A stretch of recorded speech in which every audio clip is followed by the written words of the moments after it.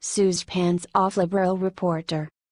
After the story about Eric Bolling broke last week, he was in a daze. Well, that daze didn't last long, as he is now suing Yash Raleigh of the Huff Post for defamation. He is seeking $50 million plus in damages. Yes, he knows he won't get that much, but he certainly will tie these fools up in litigation so they rethink the nonsense litigation they have pressed against Bolling. On Saturday, Fox News suspended Bolling because of the claims of harassing messages sent to appalling women years ago via text message. Michael Bowe is representing Bolling in the litigation against Holly. A spokesperson for Fox announced on Saturday that Bolling will be investigated by the Paul Weiss law firm. That's the same firm that investigated former chairman and CEO Roger Ailes, who was ousted from the network just 2 days after the firm began investigating. Ailes passed away in May. Apparently some of these dozen women received unsolicited photos of male genitalia from Bolling, but this was years ago. Most times I would say innocent until proven guilty, but since more than one person has accused him and it was years ago. Wait, it's still innocent until proven guilty. This is America and the liberals need to get over that. If he is guilty, they will have legitimate proof; if not, they will be shown for the fraudulent sleazeballs that they are. These women should be sued if they're lying, and they should be arrested. Filing false litigation should be some kind of punishable. Advertisement. What do you think of this story? Should Bolling keep up the suit against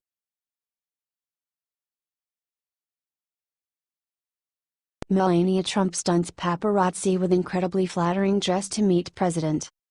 First Lady of the United States Melania Trump has proved on many occasions that she's very elegant and classy. She looks stunning in every outfit she chooses to wear. On Tuesday, she attended a meeting with her husband President Donald Trump at his golf property in Bedminster, New Jersey. As she was a sleeveless white dress, she turned a few heads.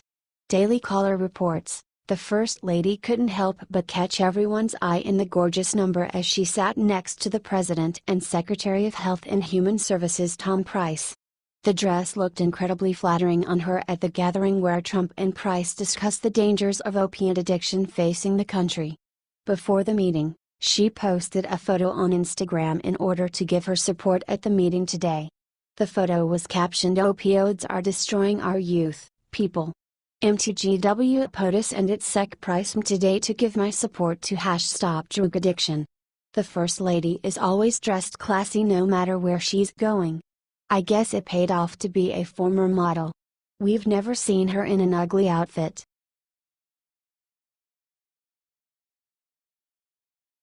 Rand Paul discovers easy way to rid America of Obamacare forever. President Trump has a huge campaign promise to fill. That is to repeal Obamacare and unburden millions of suffering taxpayers. The burden is vast and spreads across all states, and not only is Trump sick of it, but so is Rand Paul. However, there is finally some good news. Advertisement. Senator Rand Paul just disclosed that President Trump is sick of the slow-moving Congress. Trump is going to take matters into his own hands. If he takes executive action, it will permit insurers to offer cheaper insurance plans instead of saddling everyone with high premiums. Kentucky Senator Rand Paul has announced to reporters that the president is considering taking executive actions to handle the Obamacare issue after Senator John McCain foiled the attempt to pass a bill that would potentially repeal Obamacare. This would let big corporations like AARP. AARP represents retirees. It is also allowing business to integrate and negotiate with health insurance providers for lower premiums. Can you imagine the leverage you would get for drug prices and insurance prices if you were negotiating for 5 million people? Said Paul. If you could legalize that, not only could it fix some of the problems that we are encountering in the individual market, there's 28 million people without insurance because it's too expensive. What if we force the price down enough? Also, the president can approve state waivers to Medicaid, and that would allow states to reduce the costs of Medicaid premiums and would permit states to implement an employment requirement in drug testing. The president has also been putting pressure on Congress to go through on their commitments after a long 7 years. He said, if a new healthcare bill is not approved quickly, Bailouts for insurance companies and bailouts for members of Congress will end very soon. What do you think of this news?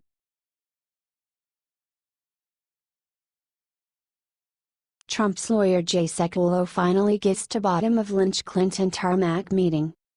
New details emerge about the tarmac meeting between former Attorney General Loretta Lynch and former President Bill Clinton.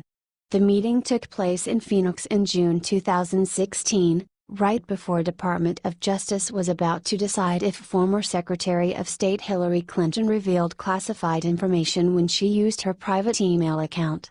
Insider Fox News reports, due to a Freedom of Information Act request from the American Center for Law and Justice, ACLJ, the DOJ released 413 pages of documents related to the June 27, 2016 meeting.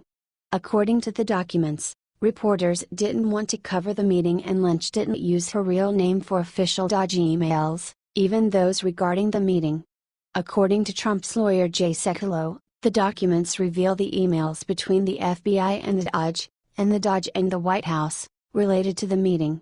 Insider Fox News reports, "We do know that this reached the FBI, the Department of Justice. At the Department of Justice, went as high as the Attorney General. At the FBI, at least to the Chief of Staff to, then FBI Director, James Comey," Sekulow said. "And we now have an email that goes from the Department of Justice to the White House, to the press secretary there. One of the people in the emails was revealed. Her name is Paige Herwig, who was a counselor to Lynch at the time. Herwig now is the attorney for the Democrats in the Senate Judiciary Committee, which is investigating Lynch." Insider Fox News reports, Sekulow also noted that the documents are heavily redacted, including an email of talking points to be used in response to media inquiries about the meeting. Sekulow is hoping to get the unredacted documents when he goes back to court because the documents were never supposed to be redacted. He's getting to the bottom of this controversial meeting.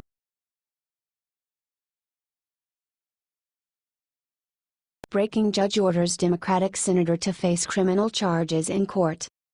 A pathetic last tries by Democratic Senator Bob Menendez to avoid a federal corruption trial. The trial was scheduled to start in September. A judge rejected the attempt by Menendez. Menendez, accused of giving political favors to Florida Dr. Salomon Melgen in exchange for campaign contributions and gifts, asked that the case against him be dismissed on account of the Supreme Court's 2016 decision to overturn the corruption conviction of former Virginia Governor Bob McDonnell. Advertisement: the corrupt fool's attorneys combated with the prosecutor that none of the alleged assistance he offered Melgen were official acts. They believe that should counter any kind of legal argument against him. Well, that's not always how it works. You can spin words and semantics, but at the end of the day, when you've done wrong, you're going to pay for it. U.S. District Court Judge William Walsh gave his statement. Whether the acts alleged in the superseding indictment satisfy the definition of an official act under McDonnell is a factual determination that cannot be resolved before the government has the opportunity to present evidence at trial, wrote Walsh in his rejection of the dismissal request. Menendez was given campaign funds from Melgen and was given flights on private jets and lavish vacations.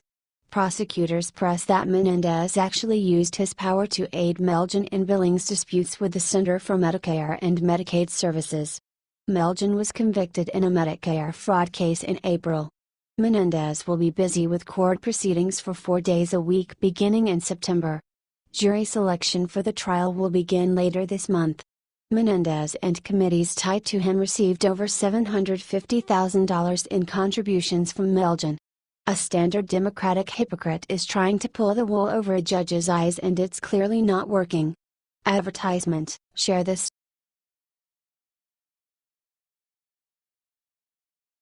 After weeks-long absence, Melania breaks silence with heartbreaking announcement. Without a reason, right from the moment that she became our First Lady, liberals did anything possible to destroy her image. I am talking about Melania Trump, in case you don't know.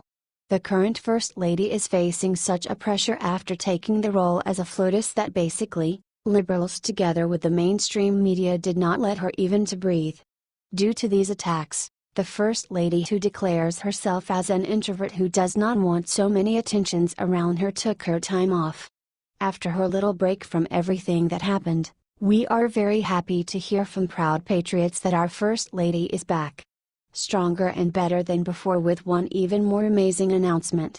Liberals gossiped all kinds of stuff. For example, they told how she and Ivanka are not in a good place and are fighting, how she plans to divorce the president, how she is incapable to do her job as First Lady, but luckily none of this is true. Melania thought that she, together with Barron, needed some time out of the spotlight. She is back, and she was, in fact, working on something while she was gone. She took to Twitter on Tuesday and published this photo. Melania announced that she is planning to end the destructive power of opioids. Unlike the previous administration that in fact ignored this problem as much as they could, she is here to fight against it. What a clever comeback. Some rumors are floating around that the First Lady even wants to end all the drug kingdoms in America. She is against the thing that is destroying our youth.